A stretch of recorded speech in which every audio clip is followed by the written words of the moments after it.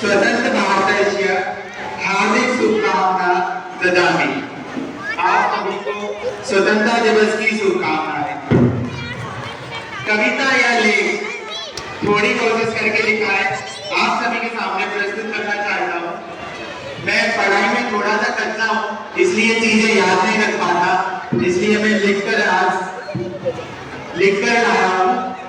शायद मेरी कोशिश आप लोगों को अच्छी लगे और मैं कुछ संदेश दे पाऊँ। तो मैं शुरू करता हूँ। मेरी एक कविता है, उसका शीर्षक है मैं और मेरी डायरी। मैं भुलक्कड़ हूँ, हाँ मैं मानता हूँ, पर मैं अपनी इस आदत को पहचानता हूँ, लोग यादें दिमाग की पट्टों में छुपाते हैं, लोग यादों की पट्टों में छुपाते हैं, हम उन्हें कागज के कन्नों पर सजाते हैं। जो दिल में आता है उसे तुरंत लिख लेता हूँ, मैं हर छोटी चीज को अपनी डायरी में समेट लेता हूँ। चाय की चुस्की हो या किसी की मुस्कुराहट वाला चेहरा, लिखे बिना नहीं रहता उस पल का रंग गहरा।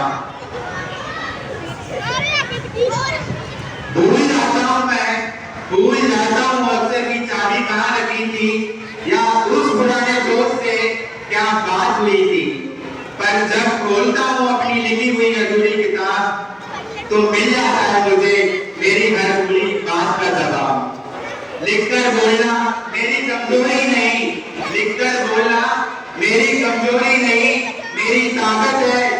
शायद शब्दों से वफादारी निभाने की मुझे आदत है। जुबान भले ही ऐन वक्त पर धोखा दे जाए, मेरी जुबान भले ही ऐन वक्त पर धोखा दे जाए, पर मेरा लिखा हुआ हर लफ्ज सच बयां कर जाए।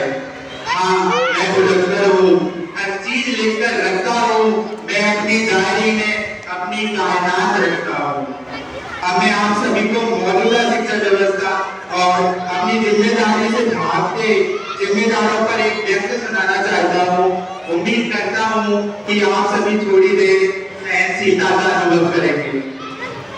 चलिए शुरू करता हूँ मेरी एक और कोशिश, जिसका शीर्षक है डिग्री की दुकान और कुर्सी महान। डिग्री की दुकान और कुर्सी महान। किताबों के बोझ तले बचपन सिसक रहा है, किताबों के बोझ तले बचपन सिसक रहा है, और साहब का ध्यान सिर्फ कुर्सियों पर टिक रहा है। सालों का अनुभव लेकर जो मंच पर आते हैं, अफसोस वो बच्चों की हालत रत्ती भर भी ना सुधार पाते हैं। फाइलें मोटी हो गई पर दिमाग संकुचित है, लेकिन दिमाग संकुचित है। यहाँ पर हर मासूम का भविष्य आज असुरक्षित है। पद तो बड़ा मिल गया, पर कद छोटा रह गया। सही निर्माण की बात पर शायर का ईमान बह गया। अपनी ही डबली बजाते हैं, अपना ही राग गाते हैं, दूसरों की सही सलाह को भी वो कचरा बताते हैं। अपने आगे किसी का ना